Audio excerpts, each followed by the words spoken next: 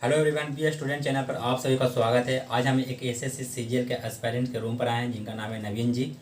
तो हम उनसे बातचीत करते हैं, मिलते हैं। वे अपना कोरोना काल में कैसे अपना पढ़ाई को अच्छा से बेहतर बनाए हैं और अपना खान पान को कैसे मेंटेन करके रखे हुए, उनका भी रूम भी देखेंगे किस तरह से वो अपने रहते हैं। तो चलिए मिलते हैं नवीन जी से। ये लीजिए नवीन जी, आप माइक पकड़िए और अपने बारे में बताइए और अपना रूम के बारे में। शुक्रिया। अच्छा नीतीश जी, देखिए स्टार्टिंग में मैं बताना चाहूँगा कि मेरा ये स्टडी टेबल है जहाँ पे बस वही सामान अवेलेबल होते हैं जो कि मेरे स्टडी से रिलेटेड है। जैसे कि मेरा बुक्स वगैरह हो गया, मेरे पेन्स वगैरह हैं, उसके साथ साथ वाटर बोतल वगैरह मैं इसी पर रख लेता हूँ ताकि बार बार उठना ना पड़े चेयर से। उसके बाद इस चेयर के बगल में ऐसा सामान नहीं है जो कि हमको डिस्टर्ब करे। हम बगल में बैग ही रख देते हैं ताकि जो ज़रूरत पड़ेगा बैग हम उस बैग से निकाल लेते हैं। फिर से आपका इस साइड मेरा बेड है, वो सिंगल आपका फोल्डिंग है जिसपे हम, और कभी कभी मेरा भाई वगैरह आता है तो वहाँ पे सो सकते हैं। उसके बाद साइड में रैक है, तो रैक पे वैसे सामान है जो मतलब कभी कभी यूज में आते हैं जो कि हमारे साइड वाइज रखे गए। फिर से इधर आते हैं तो इधर मेरा वो बुक्स है जो कि हमारा रेगुलर यूज में आता है, और ऊपर वाले रैक पे जो है वो वैसे बुक्स हैं जो कभी कभी यूज आते हैं, जो कभी डाउट हो गया किसी चीज़ को पीछे से चेक करना है तो वैसे बुक्स को मैंने ऊपर रख दिया है। नीचे वाले बुक्स के बारे में अगर बता दूं तो वो ज़्यादातर वैसे बुक्स मिलेंगे आपको जो कि हमारे रिसेंट एग्ज़ाम जो आने वाले हैं उनके रिगार्डिंग होता है। और फिर से नीचे अगर देखोगे आप तो मेरा डेली का जो हाउस होल्ड सामान होता है खाना बनाने वगैरह के लिए, वो नीचे वगैरह मैंने शिफ्ट कर रखा है। फिर एक साइड अगर देखा जाए तो रूम की ज़्यादा स्पेस तो है नहीं, बस इसीलिए मैंने कैसे किस तरह से ऊपर सामान को अरेंज कर रखा है। और एक बात यहाँ पे इम्पोर्टेंट बताऊँगा कि जो सामान दिख रहा है वो सारा का सारा सामान मेरा नहीं है। बगल बगल वाले जो स्टूडेंट रहते हैं उनका भी कुछ कुछ सामान है, उनके रूम में जगह नहीं है तो वो मेरे रूम में आके शिफ्ट कर दिए। तो इसलिए उसका थोड़ा बहुत लगता है कि हाँ रूम मेरा पड़ा हुआ है, लेकिन मैं भी एक स्टूडेंट हूँ इसलिए उतना ज़्यादा कुछ फोकस करने की ज़रूरत नहीं है कि हाँ बहुत ज़्यादा सामान लेके शिफ्ट होकर मैं यहाँ पटना में रह रहा हूँ। तो फिर हम इनसे और कुछ बात करते हैं जो अपना ये कितना महीना का एक खर्च रहते हैं, क्या पढ़ने का रूटीन है। तो आप पहले ये बताइए कि आपका घर से कितना का महीना आता है। नॉर्मली जब स्टार्टिंग में पटना में शिफ्ट हुए थे तब तो मैं घर से खर्च लेता था, अप्रॉक्स 4000 3500 तक आता था मेरे पास।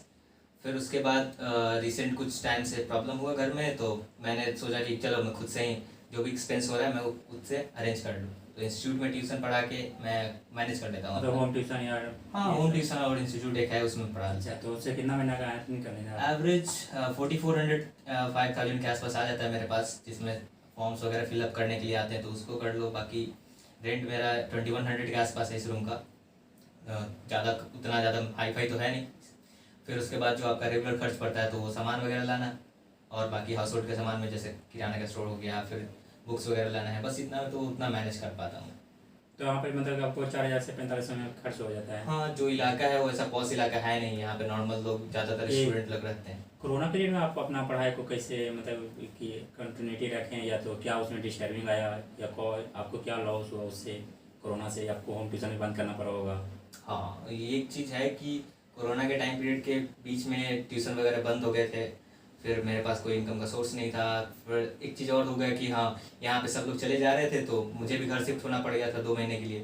तो 2 महीने मैं घर पे रहा तो सबसे बड़ा प्रॉब्लम था कि वहाँ पे मेरे पास बुक्स अवेलेबल नहीं था। ज़्यादातर फ़ोन पे लगे रहना वो भी अच्छा नहीं लगता था कि हाँ कितना देर फ़ोन पे पढ़ेंगे, फ़ोन पे पढ़ता था। उसके बाद फिर ये ऐसा हुआ कि 2 महीने के बाद मैं घर से वापस चला आया, सोचा कि वहाँ पे पढ़ाई नहीं होगा, मेरा सीजीएल का एग्ज़ाम है। उस समय सीजीएल का डेट बताया गया था कि वो आपका अक्टूबर के टाइम में हो जाएगा। तो मैं सोचा कि चलो मैं पटना में शिफ्ट हो जाता हूँ, वहाँ पे जाके मैं पढ़ने लगूँगा वहाँ पे। तो वहाँ पे से मैं यहाँ पे आ गया, शायद मई में आ गया था यहाँ पे, और फिर मई से मैं यहाँ पे परमानेंटली शिफ्ट हूँ। अभी तक घर तो वापस नहीं गया मैं। और जो कुछ भी हो रहा है फिर ट्यूशन कुछ कोचिंग वाले जो थे वो तो बंद ही हैं, बट जो होम ट्यूशन थे वो चल रहे हैं अभी। तो आप ये बताइए कि आपका एजुकेशन का बैकग्राउंड क्या है, मतलब कि जब सीजीएल की तैयारी करते हैं उससे पहले आपका जो ऑनर्स है या तो बीटेक है ऐसा। नहीं, मैं सिंपल ग्रेजुएशन से हूँ, बीएससी ऑनर्स मैथ्स से किया था, पटना साइंस कॉलेज का स्टूडेंट था मैं। क्वालिफाई कब हुए। और मेरा पास आउट है 2017 का। अच्छा, और 2017 से आप सीजीएल का तैयारी कर रहे हैं। नहीं, 2017 से सीजीएल का प्रिपरेशन नहीं चल रहा है। 2017 के बाद 1 साल मैंने ड्रॉप किया था, कुछ पर्सनल इशू था तो उसके कारण। उसके बाद 2018 में मैंने स्टार्ट किया था सीजीएल का प्रिपरेशन। आपका रिजल्ट हुआ है नहीं सीजीएल का। और जहाँ तक बात करें एसएससी के बारे में तो स्टार्टिंग में था कि मैं बैंक और एसएससी दोनों फॉर्म फिलअप करता था, तो वही पेंडुलम की तरह होते हो गए कि उधर भी जाना है एग्जाम देने, इधर का भी प्रिपरेशन करना है। तो बैंक में हुआ कि मेंस में जो इकोनॉमिक्स का टॉपिक होता था वो इकोनॉमिक्स वाला टॉपिक कंप्लीट नहीं होता था मेरे से, तो मेंस तो वैसे छूट गया। तो मैंने सोचा कि छोड़ो उसको हटाओ, सीसीसी पे थोड़ा फोकस किया जाए। तो बहुत सारा मेरा जो मतलब कि व्यूअर हैं वो एसएससी सीजीएल का ही हैं, तो आप उनके बारे में क्या बताना चाहते हैं? वो अपना मतलब कि स्टडी आप कैसे करते हैं? इंग्लिश और मैथ बहुत इंपॉर्टेंट होता है, तो इंग्लिश मैथ को आप कैसे अपना मतलब कि बूस्ट कर रहे हैं? जहाँ तक एसएससी का सवाल है, अगर सीजीएल की बात करें तो सीजीएल में 250 मार्क्स के इंग्लिश हो गया, 250 मार्क्स के मैथ्स होते हैं, बहुत ज़्यादा मैटर रखता है। तो सीजीएल में जहाँ तक मैं अपना स्ट्रेटजी है कि मैं मैथ्स कैसे पढ़ता हूँ, तो मैं एक बार कॉन्सेप्ट को क्लियर कर लेता, उसके बाद ज़्यादा से ज़्यादा प्रैक्टिस सेट है, ज़्यादा से ज़्यादा जो अलग अलग जो सोसाइट्स हैं जहाँ पे क्वेश्चन आते हैं, रेगुलर बच्चे वहाँ पे अवेलेबल हैं, अपना प्रॉब्लम वो डालते हैं। तो उससे ये होता है कि रैंडमली कोई भी क्वेश्चन आता है मेरे पास, मैं उसको सोल्व करके देखता हूँ कि मेरे से हो रहा है या नहीं हो रहा है। अगर नहीं होता है तो मैं फिर अपना कॉन्सेप्ट को रिवाइज करता हूँ। इंग्लिश का भी वैसा ही है। इंग्लिश में तो ज़्यादातर वो होता है कि जब ज़्यादा से ज़्यादा प्रैक्टिस सेट मारते जाओगे वो अपने आप कंप्लीट होते जाएगा। वर्ड मीनिंग वही है, रिपीट होते जाएंगे। वर्ड मीनिंग अगर जो नया स्टार्ट कर रहा है तो उसको वर्ड जो वोकैब पावर है वो बूस्ट करना पड़ता है। उसके लिए वो न्यूज़पेपर देख ले, बाकी बाकी जो आपके क्वेश्चन बैंक है उससे देख सकता है, और बहुत सारे जो आसपास के न्यूज़पेपर वाले हैं या फिर कहीं भी कोई भी मैगजीन का आर्टिकल आ रहा है तो वो पढ़े, उस चीज़ को पढ़ के उसमें से जो जो वर्ड उसको लग रहा है कि नहीं आता है उसको नोट डाउन करे, फिर 1-2 दिन बाद उसको देख लेगा तो फिर वो माइंड में सेटअप हो जाता है। अभी अप्रॉक्स आपका स्टडी कितना हो रहा है? अब रिसेंट टाइम में मेरा लगभग 40 दिन के आसपास सीजीएल का एग्जाम, मेंस का एग्जाम होने वाला है, तो अप्रॉक्स मैं 13 आवर्स 14 आवर्स से दे रहा हूँ। तो मॉर्निंग में आप कब सबसे पहले कौन सा सब्जेक्ट प्रेफर करते हैं? मॉर्निंग में 6 o'clock से 7 o'clock तो मैं पूरा इंग्लिश पे फोकस करता हूँ कि मैं न्यूज़पेपर पढ़ लेता हूँ उस समय। उसके बाद साथ साथ अगर वोकैब कोई मिल गया तो प्रीवियस वोकैब भी मैं रिवीजन कर लेता हूँ 15 मिनट के अंदर में। और उसके बाद फिर मैं शिफ्ट हो जाता हूँ कि हाँ अगर इंग्लिश का ग्रामर कॉन्सेप्ट सीखना है, कोई ग्रामर कॉन्सेप्ट छूट रहा है मेरा, तो मैं उसको रिवाइज करता हूँ। और फिर 9 o'clock से मैं सेट मारना शुरू कर देता हूँ कि हाँ मेरा कोई भी अगर आज एक सेट मारना है तो उसको स्टार्ट करता हूँ आज इंग्लिश का, तो अगले दिन मैथ्स का सेट मारता हूँ। इंग्लिश का ये होता है कि आज इंग्लिश का सेट मारा तो फिर 2 घंटे एग्जाम देने के बाद 1-2 घंटा गैप हो गया जिसमें मैं खाना वाना जो भी करना था कर लिया। उसके बाद 2-3 घंटे मैं उसका एनालिसिस कर लेता हूँ कि हाँ आखिर मैं कहाँ पे गलती किया, कैसा कॉन्सेप्ट अप्लाई करना होता, तो ज़्यादा कम समय में बन जाता वो चीज़। इस चीज़ को देखते रहे। एक प्रश्न बहुत इंपॉर्टेंट है कि मॉर्निंग में सारा स्टूडेंट को 8 o'clock या 9 o'clock में मतलब कि उठते हैं, तो आप कितना बजे उठते हैं मॉर्निंग में? मॉर्निंग में मेरा अगर मैं खुद से उठना चाहूँगा तो मैं तो शायद मैं भी उन्हीं लोगों में से आ जाऊँ, लेकिन मेरा एक स्टूडेंट है मैं जिसको पढ़ाता हूँ, वो आके मुझे सुबह में 5 o'clock पे आके जगा देता है। तो वो बहुत अच्छा चीज़ मेरे साथ हो जा रहा था कि हाँ वो आदत धीरे धीरे बना रहा है कि मैं सुबह में 6 बजे से पहले उठ जाऊँ, 10-15 मिनट फ्रेश हो गया, उसके बाद 6 बजे से बैठ के अपना पढ़ना शुरू कर दिया। नाइट में कितना लेट तक जागते हैं?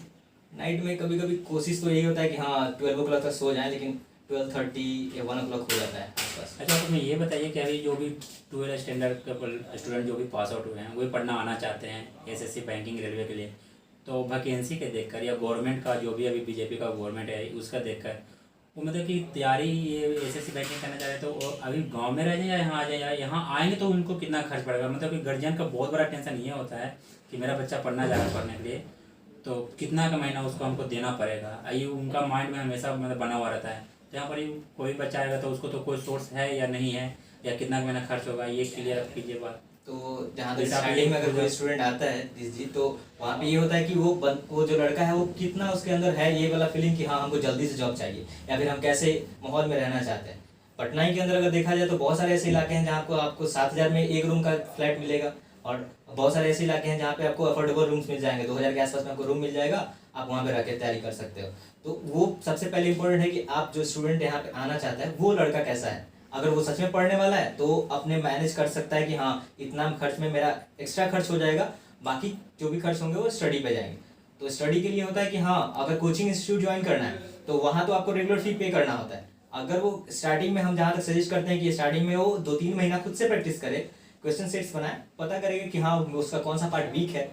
अगर इंग्लिश का पोर्शन वीक है तो इंग्लिश के लिए वो ट्यूटर हायर करे, अगर उसका मैथ्स का पोर्शन है या फिर कोई और सेक्टर उसका वीक है तो उस जगह पे जाके ज्वाइन करे, ना कि सीधा सीधा आए और सीधा जाके ज्वाइन कर ले। मिनिमम कितना खर्च में वो कर लेगा यहाँ?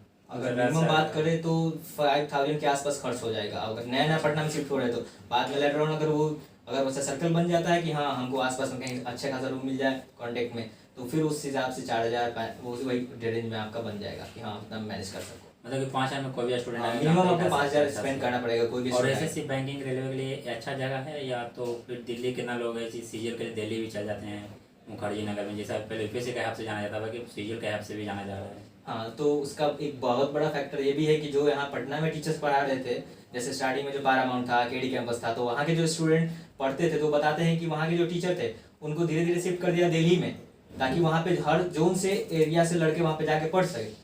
तो यहाँ के जो टीचर अच्छे थे वो शिफ्ट हो गए थे अगर दिल्ली में, तो लड़के तो ऑब्वियसली वहाँ पे जाएंगे। लेकिन मैटर वो नहीं है। अगर पढ़ने वाला बात करें तो मेरे कांटेक्ट में एक ऐसा स्टूडेंट है, मेरा बोल सकते हैं कि मेरा स्टूडेंट नहीं है, स्टूडेंट ही है एसएससी का। उसने इस बार स्कोर किया है 214 मार्क्स, जबकि वो दिल्ली में नहीं है, वो यूपी से है। यूपी यूपी में वही रहता कहाँ है? रहता भी यूपी में ही है। तो फिर भी वो 214 मार्क्स स्कोर किया उसने। तो ऐसा नहीं है कि हाँ किसी पर्टिकुलर रीजन से वो बिलोंग करता है। बहुत सारे हम लोग को देखते हैं कि गांव में अगर जाते हो तो वहाँ पे आपको ऐसे स्टूडेंट मिल जाएंगे जिसका पूरा का पूरा लूसेंट कंप्लीट है, मैथ्स कोई पूछो तो वो बता देगा, तो कहीं पे भी रह के पढ़ सकता है। बट इंपॉर्टेंट है कि आप कितना देर स्टडी पे टाइम देते हो। तो ये नवीन जी थे जिनसे हम बात किए सीजीएल के बारे में कि अपना ओपिनियन रखें कि पटना में रहना कितना अच्छा होगा या दिल्ली जाना इंपॉर्टेंट है या नहीं है। तो अगर आपको ये वीडियो अच्छा लगा हो तो आप शेयर कीजिए, लाइक कीजिए, कमेंट कीजिए। और आप भी इंटरव्यू देना चाहते हैं बी स्टूडेंट के पर तो दे सकते हैं। ये एक स्टूडेंट का चैनल है जो कोई भी स्टूडेंट अपना ओपिनियन रख सकता है। बहुत सारा लोगों का डाउट होता है, जो डाउट इससे क्लियर होता है। तो आप देना चाहते हैं तो आप हमें टेलीग्राम या फेसबुक पर मैसेज कर सकते हैं। मेरा व्हाट्सअप नंबर भी दिया हुआ है। Thank you for watching. अगर आपको वीडियो अच्छा लगा तो शेयर कीजिए। Thank you.